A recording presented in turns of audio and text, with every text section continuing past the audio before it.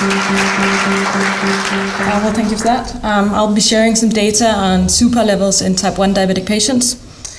And the reasoning for that is that in diabetes, we have a significantly very much increased risk of cardiovascular disease. And also, we know that this is partly due to inflammation and endothelial dysfunction. And as suPAR is expressed in inflammatory cells, and also involved in endothelial dysfunction and atherosclerosis, it is thinkable that maybe suPAR could be associated to diabetes and diabetic complications. So with this in mind, we decided to investigate if levels of suPAR was associated with having type 1 diabetes, if it was associated with the duration of diabetes, and if it was associated with diabetic complications.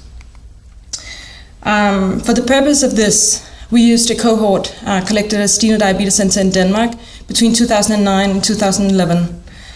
It included approximately 700 type 1 diabetic patients and a tiny control group of 51 non-diabetic controls. And as I said, what we wanted to investigate was to see if levels of suPAR was higher in patients as compared to controls, if levels was dependent on diabetes duration, and if levels was higher in patients with complications. Now, we looked at various different complications, but due to time restraints, I'll focus primarily on cardiovascular disease, which in this study is prior myocardial infarction, revascularization, stroke, or peripheral arterial disease. We have also briefly put in some data on the other complications to type 1 diabetics that I will present very briefly. Statistics used in this study was conducted on SPSS. We've done ANCOVA, we've done logistic regression, and we've done ROC curves. We adjusted very aggressively, and so you can see the variables that we've adjusted for gender, age, blood pressure, kidney function, HbA1c, total cholesterol, body mass index, high sensitivity CRP, antihypertensive treatment, and smoking. We also included insulin dose, total daily insulin dose, and that did not alter the results. In comparisons between controls and patients, we did not include HbA1c for obvious reasons. So this is one of those slides. It just briefly shows you the baseline characteristics of the cohort. You can see the 600 patients and the 51 controls. They were pretty much 50-50 males, females, 50 years of age, 33 years of diabetes, which is a long time. Fairly well-preserved kidney function and fairly well-regulated blood pressures.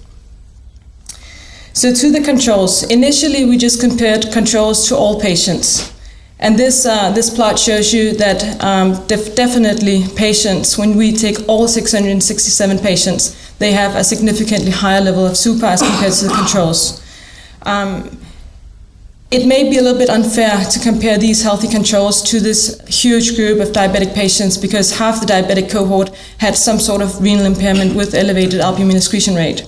So in order to be a little bit more fair to the data, we compared normoalbuminuric patients, which is patients with a normal urine expression of albumin, and which is equivalent to less than 30 milligrams per 24 hours. And when we compared the 300 patients with normal kidney function to the normal controls, we still found that suPAR levels were significantly higher. And remarkably enough, the suPAR levels in the patients, the median level was actually lower than Jesper's, which is concerning.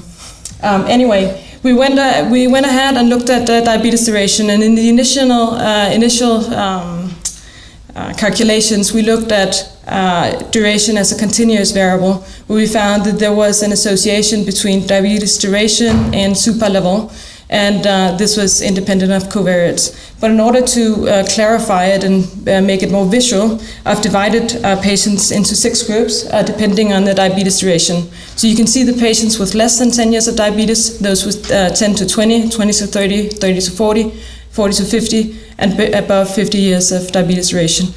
And then I've done ANCOVA comparisons. And as you can see, it appears that suPAR does increase with diabetes duration. Very awake of you will notice that suPAR tends to decrease in the very old people with a long diabetes duration, and this may be due to healthy survivor effect. So we looked at suPAR in patients with complications, and as I said, we focused on cardiovascular disease, and again we found that patients with previous cardiovascular disease had significantly higher levels of suPAR as compared to patients without previous cardiovascular disease.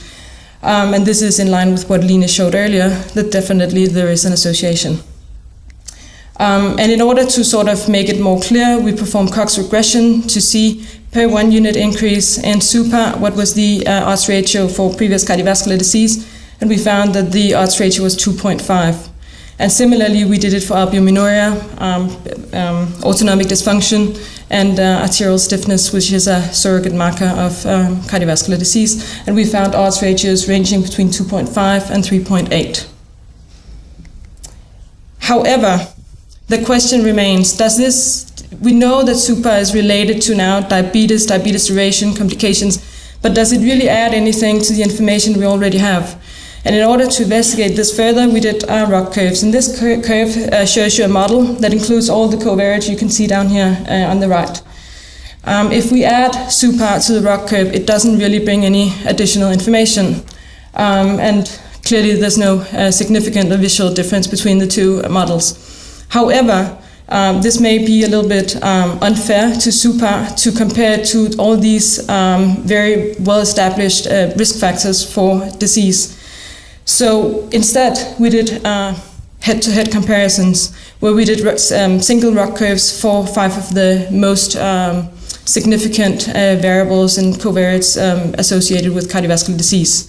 And we found a little bit surprising that here, this is for the systolic blood pressure, that the AUC was actually only 0.56. Urinary albumin excretion rate was a little bit better, but not significantly so. HbA1c was a little bit better, but yet again, not significantly so.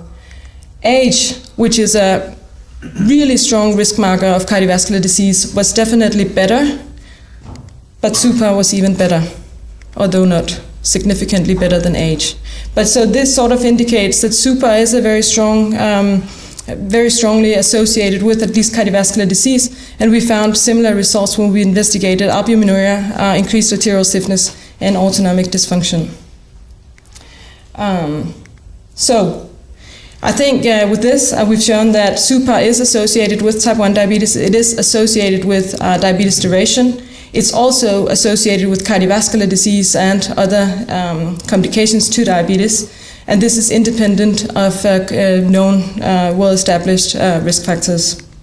And so we believe that suPAR may be not a novel risk marker, but at least a novel risk marker in diabetes.